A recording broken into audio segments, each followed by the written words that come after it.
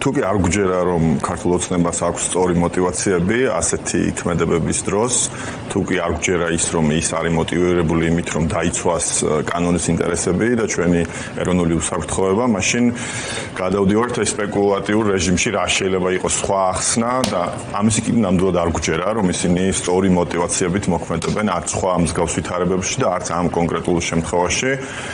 შეიძლება ეს იყოს ერთგვარი ცდელობა ამერიკელებისთვის რევერანსის გაკეთების, იმიტომ რომ კონკრეტული პარტიული დღის წესრიგი აქვთ, ხო, სამხრეთ კავკასიაში მიმდინარე ამ გეოპოლიტიკურ ცვლილებებთან, ტრიპთან დაკავშირებით, ხო, იმ ინფრასტრუქტურულ ინიციატივასთან, რომლის ინიციატორიც არის ამერიკის პრეზიდენტი. შეიძლება ამასთან იყოს დაკავშირებული. ქართულ ოცნებას უნდა რომ ერთგვარად ჩაერთოს რაღაცნაირად ამაში ისე რომ დემოკრატიული ცვლილებები არ განახორციელოს. ამ პროცესში უნდა რომ აჩვენოს რომ მას შეუძლია გარკვეული ეკონომიკური შედეგების დადება, რომ მას შეუძლია თანამშრომლობა ისეთ სახელმწიფოსთან, როგორიც არის ამერიკა, ეს იქნებოდა ერთგვარი მაშველი რგოლი მისთვის, იმის დემონსტრირებისთვის, რომ მას რაღაც ტიპის საგარეო ლეგიტიმაცია გააჩნია.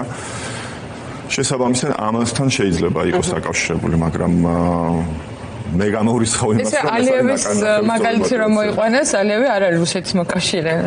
ძალიან ბევრი ისედაც მილიონი განმასხვავებელი არის, მაგრამ რას ცდილობს ქართული ოცნება, რას იღებს მოდელად? კანონებს რატო აკრიტიკებენო, მას ჩვენ მეზობლებს უკეთეს კანონები აქვთო, ესო ორმაგი სტანდარტია.